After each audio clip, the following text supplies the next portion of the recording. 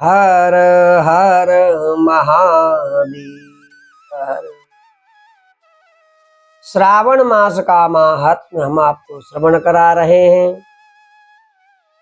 पूर्व के 2 वीडियो के माध्यम से आप लोगों ने 2 अध्यायों की कथा श्रवण की।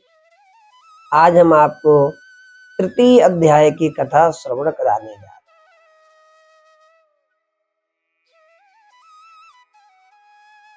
सनत्कुमार उवाच भगवन् व्रतसङ्घस्य उद्देशा कथितस्त्वया तृप्तिर्न जायते स्वामिन् विस्तराद् वक्तुमर्हसि। सनत कुमार कहते हैं कि हे भगवान, आपने श्रावण मास के व्रतों का संक्षिप्त वर्णन किया है। हे स्वामी, इससे हमारी तृप्ति नहीं हो रही है, विस्तार पूर्वक कहने की कृपा करें हे भोले बाबा। जिसे सुनकर हे सुरेश्वर में कृतकृत्य हो जाऊंगा। ईश्वर बोले, हे योगीश, जो बुद्धिमान नक्त व्रत के द्वारा श्रावण मास को व्यतीत करता है, वह 12 महीने में नक्त व्रत करने के फल का भागी होता है। दिन की समाप्ति के पूर्व जो रात्रि भोजन होता है, वही नक्त भोजन है। दिन की समाप्ति के पूर्व जो रात्रि भोजन होता है, वही नक्त भोजन है। उसमें आदि की 3 घड़ियों को छोड़कर नक्त भोजन का समय होता है। सूर्य के अस्त होने के पश्चात 3 घड़ी संध्या काल होता है। संध्या वेला में आहार, मैथुन, निद्रा और चौथा स्वाध्याय, इन 4 कर्मों का त्याग कर देना चाहिए। गृहस्थ और यति के भेद से उनकी व्यवस्था के विषय में मुझसे सुनिए। सूर्य के मंद पड़ जाने पर जब अपनी छाया अपने शरीर से दुगनी हो जाए, उस समय के भोजन को यति के लिए नक्त भोजन कहा गया है। रात्रि भोजन उनके लिए नक्त भोजन नहीं होता है। सूर्यास्त से लेकर नक्षत्र के दृष्टिगत होने तक के काल को विद्वानों ने गृहस्थ के लिए नक्त कहा है। यति के लिए दिन के 8वें भाग के शेष रहने पर भोजन का विधान है। उसके लिए रात्रि में भोजन का निषेध किया गया है। गृहस्थ को चाहिए कि वह विधि पूर्वक रात्रि में नक्त भोजन करे। यति, विधवा, विधुर व्यक्ति सूर्य के रहते नक्त व्रत करे। विधुर व्यक्ति यदि पुत्रवान हो तब उसे भी रात्रि में ही नक्त व्रत करना चाहिए। अनाश्रमी हो, आश्रमी हो, अथवा पत्नी रहित हो, अथवा पुत्रवान हो, उन्हें रात्रि में नक्त व्रत करना चाहिए। इस प्रकार बुद्धिमान मनुष्य को अपने अधिकार के अनुसार नक्त व्रत करना चाहिए।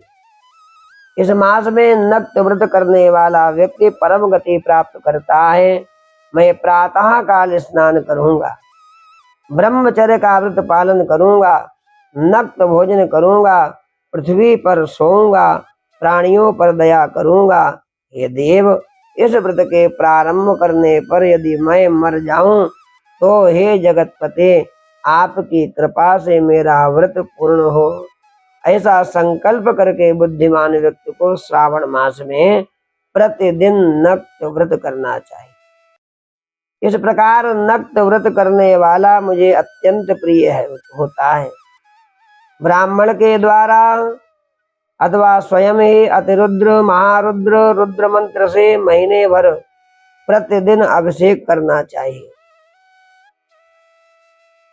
मैं उस व्यक्ति पर प्रसन्न हो जाता हूँ, क्योंकि मैं जलधारा से अत्यंत प्रीत रखने वाला हूँ, अथवा रुद्र मंत्र के द्वारा मेरे लिए अत्यंत प्रीतिकर होम प्रतिदिन करना चाहिए।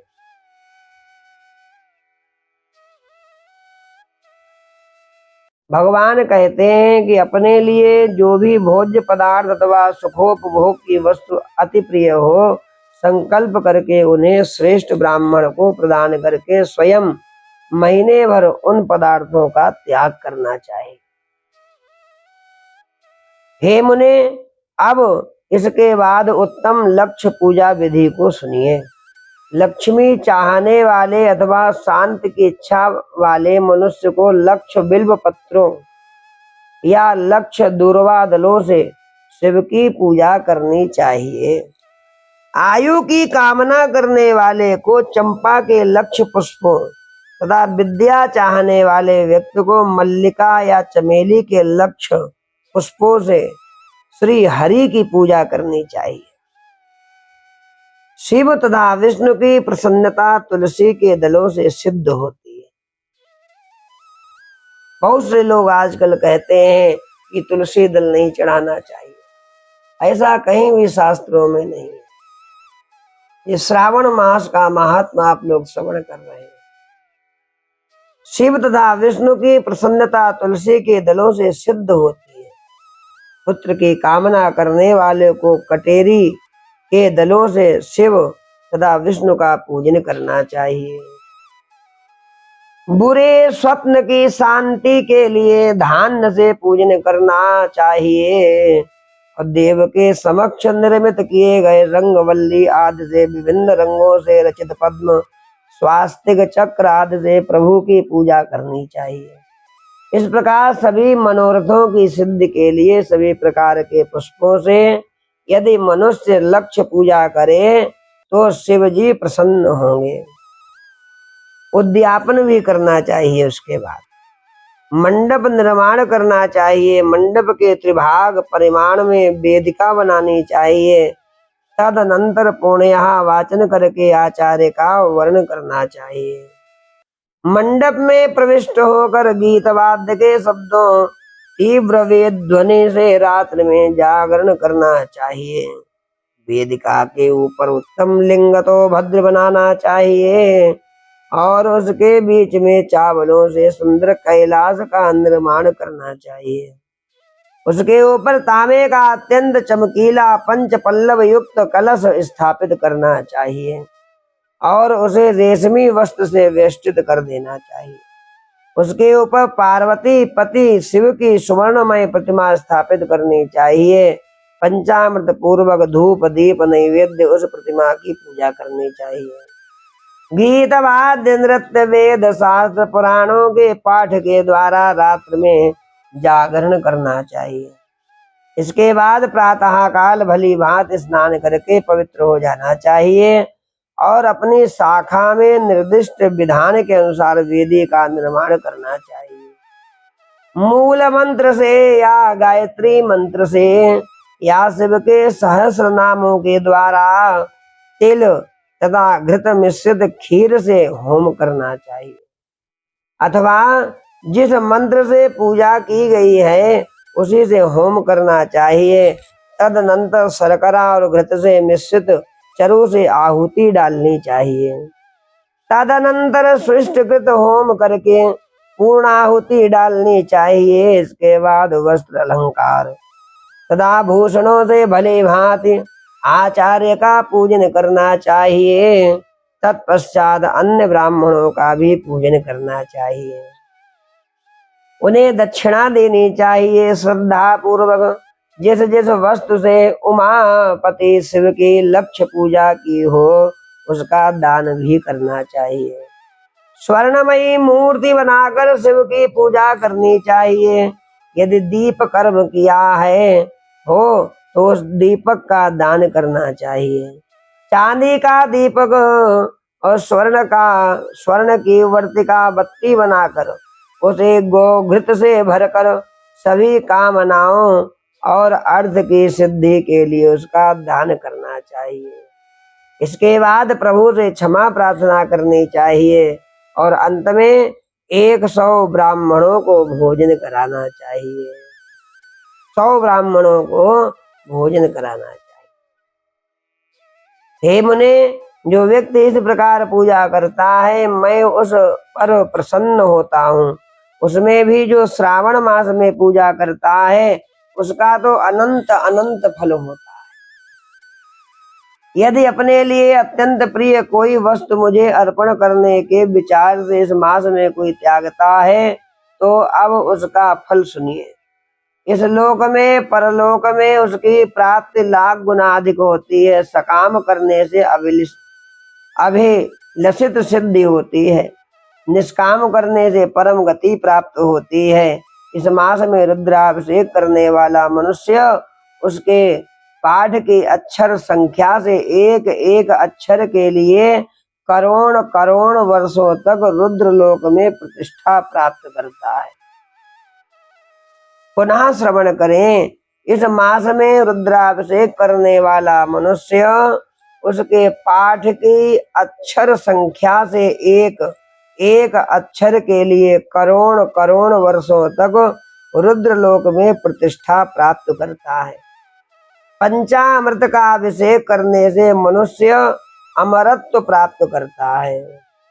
इस मास में जो मनुष्य भूमि पर शयन करता है उसका भी फल मुझसे सुनिए। हे द्विज, वह मनुष्य 9 प्रकार के रत्नों से जड़ी हुई सुंदर वस्त्र से आच्छादित, बिछे हुए कोमल गद्दे से सुशोभित, 10 तकियों से युक्त, रम्य स्त्रियों से विभूषित, रत्न निर्मित दीपों से मंडित तथा अत्यंत मृदु और गरुणाकार प्रवाल मणि निर्मित अथवा हाथी दांत की बनी हुई अथवा चंदन की बनी हुई उत्तम तथा शुभ सैया प्राप्त करता है। इस मास में ब्रह्मचर्य का पालन करने से वीर की दृढ़ पुष्टि हो जाती है। ओज बल शरीर की दृढ़ता और जो भी धर्म के विषय में उपकारक होते हैं वह सब उसे प्राप्त हो जाता है। निष्काम ब्रह्मचर्य व्रति को साक्षात ब्रह्म प्राप्ति होती है भगवान की कृपा। सकाम को स्वर्ग सुंदर देवांगनाओं की प्राप्ति होती है। इस मास में दिन रात अथवा केवल दिन में अथवा भोजन के समय मौन व्रत धारण करने वाला भी महान वक्ता हो जाता है। व्रत के अंत में घंटा और पुस्तक का दान करना चाहिए। मौन व्रत के महात्म से मनुष्य सभी शास्त्रों में कुशल तथा वेद वेदांग में पारंगत हो जाता है और वह बुद्धि में बृहस्पति के समान हो जाता है। मौन धारण करने वाले का किसी से कलह नहीं होता, अतः मौन व्रत अत्यंत उत्कृष्ट है। मौन व्रत रहना चाहिए श्रावण मास में, परंतु अब जब भगवान का पूजन करना हो, भगवान के लिए कुछ मंत्र पढ़ना हो तब अवश्य पढ़ना चाहिए। उसके बाद मौन रहे तो आपका वह संपूर्ण मास मौन में ही गिना जाए। ऐसा श्रावण का महात्मा है, अति पवित्र। आज आप लोगों ने 3 अध्याय की कथा श्रवण करी। ये कथा आप लोग अपने बंधु बांधवों को भी भेजें जिनको श्रावण महात्मा का महात्मा पता चले। ओम नमः शिवाय। नमः पार्वती पतये हर हर महादेव हर।